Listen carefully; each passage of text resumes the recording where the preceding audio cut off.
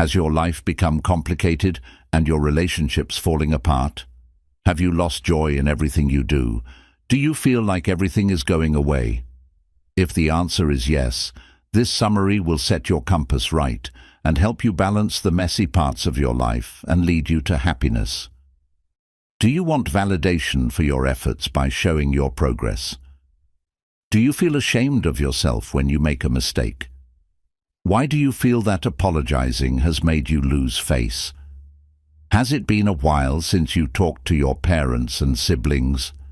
How do you encourage your children when they want to try new activities?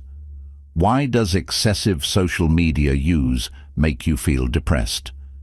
We will discuss all these topics and more in this summary. This summary will serve as a guide to improve your relationship with yourself and the people close to you. Following these rules will bring harmony in your life. They will help you to be a better parent, life partner, sibling, friend, colleague, and generally a good human being. Chapter 1. Keep it under your hat. When you are changing any area of your life, you want people to know that your life is on the right track. You are opening doors to positivity, a healthy mindset, and the art of success. Your desire to show your progress and how much effort I am putting into my life reflects in your attitude. But why tell people about your success? Work on yourself quietly and keep it a secret. We have a natural desire to share our journey with others, but actions are more powerful than words, so let your progress show for itself. Humans are generally not interested in the growth of others. If someone pretends, we ignore them. We feel that they are lecturing us, like you are friends with smokers, and you used to smoke yourself, but you decided to adopt a healthier lifestyle and quit smoking. Suddenly, you want to tell your smoking friends about the side effects of smoking. The problem here is that they will oppose you because they are not mentally ready for this change. They will see you as a person who always believes himself to be right. So don't talk about your plans and life-changing principles. Don't try to change other people and make them join you. You will feel happy with the change in your attitude towards your life, and this happiness will show on your face and behavior. People will ask you what you have done or what habits you have adopted to bring about this change. Instead of sharing the story of your techniques there, you can simply say that you are feeling good because the day is good. People don't really want to know about your struggles or journey. When they ask you how are you, they want a simple answer like, I am fine. This question is just a formality. People don't want to hear a long answer about what is going on in your life. Your long answer will make them feel responsible for you, and people are not ready to get involved in that way. They just want to know the result. You may be making progress or achieving something, but keep quiet about what you are doing. You may be working to improve yourself, your professional life, or any other part of your life. So continue your development and live a normal life without telling anything to others. Everyone is going through different phases in their life journey. People's journey and their obstacles are different. You may be at the 10th level of improvement, and someone else is at the 1st level. It is not your job to show off your progress or motivate others. If you have changed the way you live, it is your own matter. Your growth should be a private matter, not a part of people's conversation. Chapter 2. You'll get older, but not necessarily wiser. In movies, the grandmother often gives a very valuable life lesson to the main character, and their life automatically gets back on track. It is very rare in movies when a young person shares a life-changing experience or lesson. Most people believe that older people are wiser, but this is not always true. We keep making stupid mistakes throughout our lives. We learn from our experiences so we don't make the same mistakes again and again. But life always brings new situations. Instead of beating ourselves up for our wrong decisions, we should accept that making mistakes is normal. Be kind to yourself and understand that making mistakes and learning from your experiences is part of growing up. Accept that you will make more mistakes as you grow up. You will be caught in situations that are completely new to you, and you will not have any way to deal with them. In such a situation, you may make hasty decisions, overthink and overreact, and handle the situation badly. But you have to give yourself the freedom to explore and learn from new adventures. This is how you will be able to find new paths in life. Accept your mistakes and resolve that you will not repeat them. Then move on for your own peace of mind. You are not the only person in the world who is doing things wrong. Everyone makes many wrong decisions. Your journey of healing begins when you forgive yourself and others. Remember, this rule of acceptance applies to everyone. One good thing about growing old is that you make fewer mistakes as you grow older. This is because you have gained a lot of knowledge of life experience by learning from the mistakes you made earlier. Therefore, the more mistakes you make in the beginning of life, the fewer mistakes you will make later on. That is why youth is a very precious time. At that time, you do not have the big responsibility of a life partner or children. Youth gives you the opportunity to experiment, explore and evaluate different possibilities. You have the freedom to make mistakes without taking too much risk. You become mature and are ready to make new mistakes with respect and understanding. Chapter 3. Allow your partner the space to be themselves. Romantic comedy novels and movies have made us develop an airy expectation of a soulmate who will be perfect for us. We want to have a happily ever after life with a life partner who meets all our expectations. Striving for a perfect life may look good in Disney movies, but in real life it is nothing more than foolishness. You started liking someone because of their independent, strong and powerful personality or nature. You like that person because they have control over everything in life. But when you start living with that person, you have a strong desire to change them. The quality of independence that you first fell in love with now makes you jealous. You suddenly start expecting that the relationship will change your partner's personality. You believe that it will imprison them, put limits on them, or clip their wings. Don't forget that your partner was leading a successful life before you came along and was managing it well. He doesn't need your constant advice. If you are putting limits on his dreams, restricting his choices, and taking away his freedom, then you are becoming a problem. Give your partner personal space. Step back a little and let him manage his life on his own. People often complain about how their relationship has lost its charm and magic, and how they have become distant from their partners. When you analyze their situation, you will notice a pattern of distrust, pressure and control by one or both partners. This creates a suffocating atmosphere where both of them do not have space to breathe freely. The partners holding on to each other becomes toxic for each other. Both are always with each other and never give each other personal space. To have a healthy relationship, learn to step back and look at what it was that you liked about your partner. Think about the qualities that made that person special to you. Then, look at how he or she is now.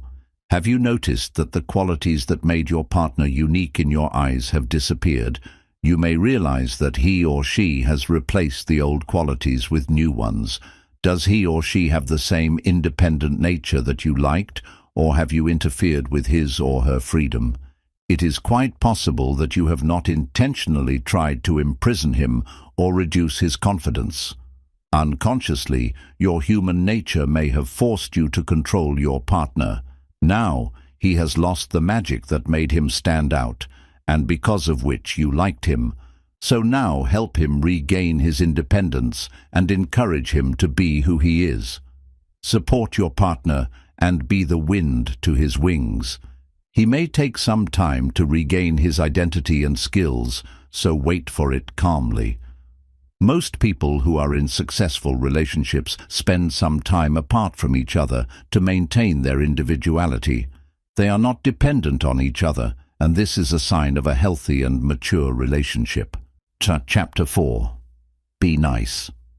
A man loved to buy bags for his wife, but they never came in handy. Sometimes the bag was too small, and sometimes it got torn easily. The woman told her husband many times what kind of bag would be useful for her, and said that she would go with him to buy a bag. But the husband ignored her because he believed that his taste was better. Once, instead of arguing with her husband, the woman bought a bag of her choice and gifted it to her husband.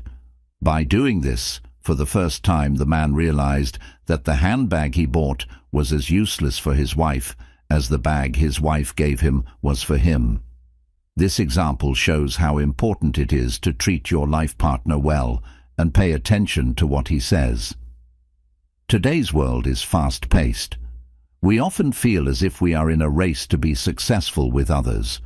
While we cope with the challenges of life, we often put our relationships aside and forget that we are dealing with real human beings who have emotions. We should be grateful, appreciative and loving towards our partners.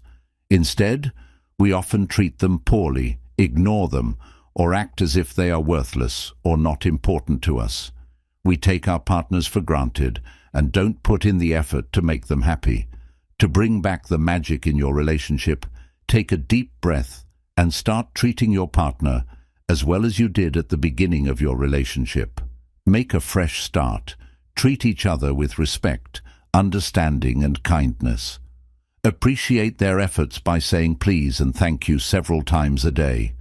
Give them your full attention when you are with them, and never be shy to praise your partner.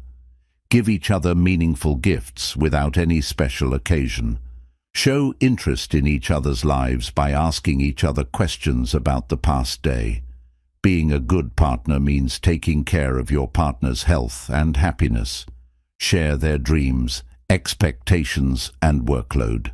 Participate in hobbies or activities they enjoy.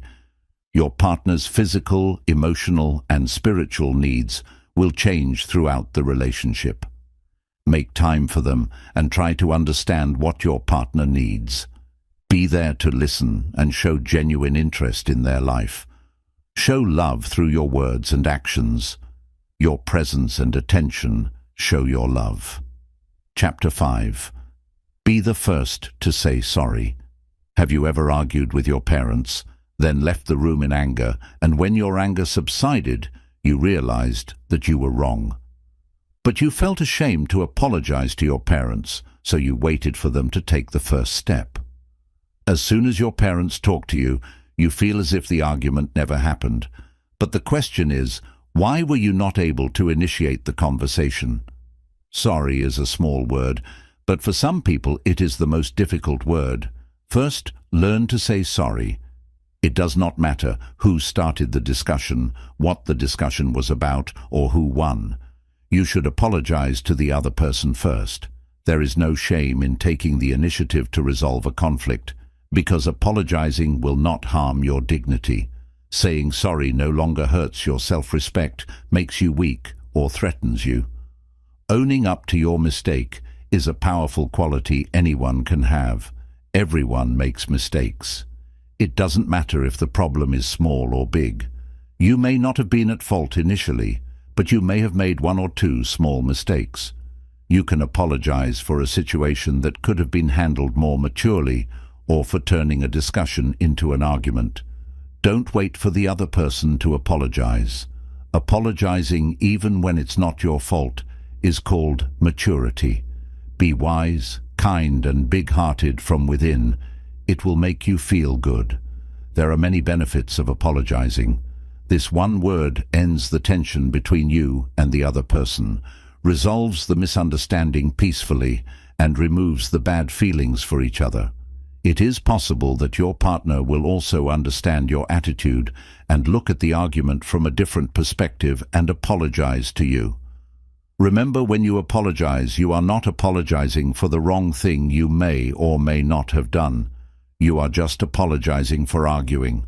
Apologize because you lost everything and argued. Feel ashamed that you were not mature and could not handle the situation more sensibly. So feel ashamed for being childish, rude or stubborn, not for apologizing. Chapter 6. Never be too busy for loved ones. Have you talked to or met your siblings since you met them last holiday? Or have you kept putting it off until it feels awkward to talk? It's easy to ignore the people close to you in this fast-paced life. You forget to talk to your friends and siblings. You were too busy, so you forget their birthdays and special events. It's not because you don't love them or they don't matter to you. It's because you were too lost in your daily life. You miss them and complain about how you both haven't been able to keep in touch. But you don't take the initiative to take time out of your schedule. Soon, a lot of time passes, and it's too late. Parents of young children often feel tired. If you are a parent, you may want the Victorian tradition where a nanny gets the kids ready for bed, and you just see the kids for an hour before bedtime. This sounds great because then you see your child for just 1 hour and don't have to take care of them all day. But your children or your loved ones don't want this. He wants you close to him. He wants you to be a part of his problems. He wants you to make time for him and be with him. Your children will grow up in the blink of an eye, and you will not have any good memories of them because you were too busy to be a part of their lives. Time acts as an input in your relationships. The more input you put into your relationship, the more output you will get. So call people yourself, whether they are your children, parents, siblings or friends. Don't be sad if they don't take the initiative or don't respond to your efforts. If you stay connected with your close ones, you will live a guilt-free life. You will become better at keeping your relationships healthy. Learn to forgive people and don't hold grudges if others don't keep in touch with you. Taking initiative doesn't make anyone small. Time and attention are the two most valuable things you can give someone. When you make time for your family or friends, you are receiving their love in exchange for your time and attention. This is a very valuable transaction that benefits everyone. The next time your parents call you, put your work aside and give them your full attention. But if you are doing something that you cannot postpone, tell them that you will call them in some time, and then don't forget to call them. Your loved ones should be your priority. Make time for your family and friends before it is too late, and you lose touch with your close ones. Chapter 7. Give your kids a break. Parenting is a tough job, but have you ever realized how tough it is to have a child? As a parent, it is important to give your child a break. This means giving them constant support and motivation. These principles apply not just to your children, but to all children. The most common word children hear is no. When adults stop children from doing something they shouldn't, they limit their curiosity. If you were a child once, you will remember how you felt at that time. It is very easy to say no, but it is difficult to discipline by saying encouraging words. If you constantly refuse your child by saying no, he will get demotivated. You should practice saying yes. This does not mean that you say yes to every demand of your child. You can also use yes to stop them from doing things that are not right for them or are dangerous. For example, if your child wants to ride a bicycle, you can say, yes, you can ride it, but when you grow up. You should encourage your children to do everything they want to do. Give your children the freedom to explore and learn. If your children want to do a new activity, don't try to protect them from failure and disappointment. Support them and leave your worries behind. If you share your worries with your children, it gets embedded in their minds and they stop trying. Letting your children fail is better than telling them they can't do it. Let them learn from their mistakes. Don't limit them by protecting them. Be supportive. Anna wanted to become a ballet dancer when she was 6 years old. Ballet dancers have a slim body, but she was tall and athletic. Anna's parents noticed that Anna's body was completely opposite to that of a ballet dancer, but they did not tell her to dream of anything else. Her parents took her to ballet classes. Anna soon realized that ballet was not for her. Her body type caused pain in her legs. Finally, she gave up her desire to become a ballet dancer willingly and with full dignity. Don't break your child's dreams or discourage them. This can easily break a child's self-esteem. Let them analyze the situation themselves and do what is best for them. Be proud of them even if they lose. Be proud of them even if they win. Let your encouraging words become their fuel. By doing this, you are boosting their confidence. Your job is to be their guide and provide them with resources to achieve their goals. Suppose your child wants to do something but is unable to do it. Then the fact that he tried is a victory in itself. Chapter 8. Be generous with your time and information. As we grow up and experience different situations in life, we learn new skills and improve the skills we already have. On this journey, you will learn many important things, and your knowledge and skills can be useful for others, especially the new generation. You should not keep your knowledge to yourself. Share it with people and let them benefit from it. If you have any talent, teach others to use it. Give your time to society. Teaching others doesn't mean that you go to your local youth club every day and teach like a teacher, become a motivational speaker or a role model.